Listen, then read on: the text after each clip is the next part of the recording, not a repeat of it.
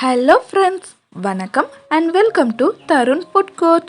இந்த வீடியோவில் பசலக்கீரை கடையல் எப்படி செய்கிறதுன்னு பார்க்கலாம். இந்த கடையல் கீரையோட நிறம் கொஞ்சம் கூட மாறாமல் கீரை பிடிக்காதுன்னு சொல்கிறவங்க கூட கேட்டு வாங்கி சாப்பிட்ற மாதிரி ரொம்பவே சூப்பராக இருக்கும். வாங்க எப்படி செய்கிறதுன்னு பார்க்கலாம். இதுக்கு தேவையான அளவுக்கு பசலக்கீரையை நான் ஒரு தடவை கழுவிட்டு எடுத்துகிட்டு வந்திருக்கேன். பசலக்கீரையோட காம்பு கொஞ்சம் தடிமனாக இருக்கும். அதை பிடிச்சிட்டு நம்ம இழுத்தோன்னா நார் மாதிரி வரும். நாறு போல் இழுத்து எடுத்ததுக்கப்புறமா கையாலேயே 1-2 பிச்சு வச்சுக்கிறேன். இது நாட்டு பசலைக்கீரைன்னு சொல்லுவாங்க. இதே போல் சிகப்பு கலர்லேயும் இருக்கும், அதுவுமே யூஸ் பண்ணிக்கோங்க. இது உடம்புக்கு ரொம்பவே நல்லது. இது போல் எல்லா கீரையும் ரெடி பண்ணி வச்சுக்கலாம். அடுத்ததாக ஒரு கடாயில் 1/2 கப் துவரம் பருப்பை 2-3 தடவை கழுவிட்டு ஒரு 2 மணி நேரம் ஊற வச்சுருக்கேன். அது கூட சேர்த்துக்கிறேன். குக்கரை செய்யறதா இருந்தால் டைரெக்டாக கழுவிட்டு அப்படியே சேர்த்துக்கலாம். அடுத்ததாக தேவையான அளவுக்கு தண்ணி சேர்த்துக்கிறேன். கூடவே 1 டீஸ்பூன் சீரகம், 4-5 பல் பூண்டு, 2 தக்காளியை கட் பண்ணி வச்சுருக்கேன், அது இது கூட சேர்த்துக்கிறேன். கூடவே ஒரு 1/4 டீஸ்பூன் மஞ்சள் தூள், ஒரு 1/4 டீஸ்பூன் பெருங்காயத்தூள், 1/2 டீஸ்பூன் எண்ணெய் சேர்த்துட்டு 3 பச்சை மிளகா காரத்துக்காக சேர்த்துக்கிறேன். கூடவே 5-6 சின்ன வெங்காயம் உரித்து சேர்த்துக்கிறேன். இதெல்லாம் சேர்த்துட்டு நல்லா கலந்து விட்டுடலாம்.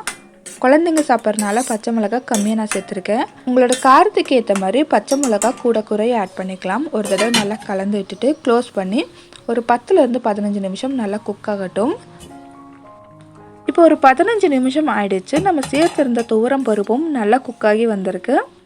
ரொம்ப கொலன்னு வெந்தால் இந்த கடையலுக்கு நல்லா இருக்காது. நம்ம கையால் நசுக்க வரணும். அந்த ஸ்டேஜ் வரைக்கும் குக் ஆனாவே போதும். இந்த ஸ்டேஜில் நம்ம க்ளீன் பண்ணி வச்சுருக்கிற பசலைக்கீரையை சேர்த்துக்கிறேன். பசலைக்கீரையை சேர்த்ததுக்கப்புறமா ரொம்ப நேரம் குக் பண்ணக்கூடாது. ஒரு 2-3 நிமிஷம் குக் ஆனாவே போதும். இப்போ நல்லா கலந்து விட்டுறேன். ஒரு 2 நிமிஷம் குக் ஆகட்டும். இப்போ நம்ம சேர்த்துருந்த பசலைக்கீரையும் நல்லா சாஃப்டாக வெந்து வந்திருக்கு. இந்த ஸ்டேஜில் ஸ்டவ் ஆஃப் பண்ணிவிட்டு சூடு நல்லா ஆறினதுக்கப்புறமா ஒரு மிக்ஸி ஜாருக்கு மாற்றிக்கிறேன். மிக்ஸி ஜாருக்கு சேர்த்தும் போது அதில் இருக்கிற தண்ணியை வடிகட்டிட்டு சேர்த்துக்கோங்க. சேர்த்ததுக்கப்புறமா கொரப்பாக அரைச்சி எடுத்துக்கணும். அடுத்ததாக அதே கடாயில் 1 டேபிள் ஸ்பூன் அளவுக்கு ஆயில் நல்லா சூடானதுக்கப்புறமா கடுகு, சீரகம், ஒரு 4-5 பல் பூண்டை தோலோடவே இடித்து சேர்த்துக்கிறேன். கூடவே 2 வரமிளகாய், ஒரு கொத்து கருவேப்பிலை. கீரை கடையில் இல்லைங்களா, அதனால் கருவேப்பிலை கொஞ்சம் கம்மியாக ஆட் பண்ணிக்கலாம். கண்டிப்பாக சேர்த்துக்கோங்க. இது இந்த கடையலுக்கு நல்ல ஒரு மனம் கொடுக்கும். அடுத்ததாக 1 கைப்பிடி அளவுக்கு சின்ன வெங்காயத்தை பொடியாக கட் பண்ணி வச்சுருக்கேன், அதையும் இது கூடவே சேர்த்துக்கிறேன். வெங்காயம் சேர்த்துட்டு வெங்காயம் கலர் மாறுற வரைக்கும் நல்லா வதக்கி எடுத்துக்கலாம். இந்த கடையலுக்கு வெங்காயம் வதங்குறதும் ரொம்ப முக்கியம். நல்லா கலர் சேஞ்ச் ஆகிற வரைக்கும் வதக்கி எடுத்துக்கலாங்க. இந்த பக்கம் வர்ற வரைக்கும் வதக்கிக்கலாம்.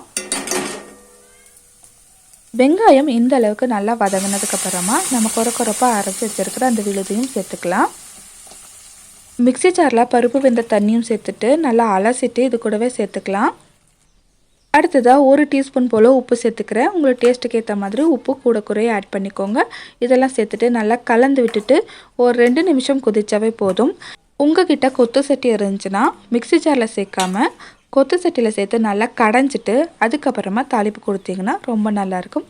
இந்த கடையல் சாப்பாட்டுக்கு ரொம்ப சூப்பரான காம்பினேஷனாக இருக்கும். அதை விட சப்பாத்திக்கு அட்டகாசமாக இருக்கும். என்னோடய ஃபேவரட் இந்த கீரை கடையிலும் சப்பாத்தியும் தான். கண்டிப்பாக இந்த ரெசிபியை ட்ரை பண்ணிவிட்டு எப்படி வந்திருந்ததுன்னு கமெண்ட் பண்ணுங்கள். இந்த வீடியோ உங்களுக்கு பிடிச்சிருந்தா லைக் அண்ட் சப்ஸ்கிரைப் பண்ணிக்கோங்க. வேறொரு இன்ட்ரெஸ்டிங்கான ரெசிபியோடு உங்களை சந்திக்கிறேன். அது வரைக்கும் பாய் ஃப்ரெண்ட்ஸ்.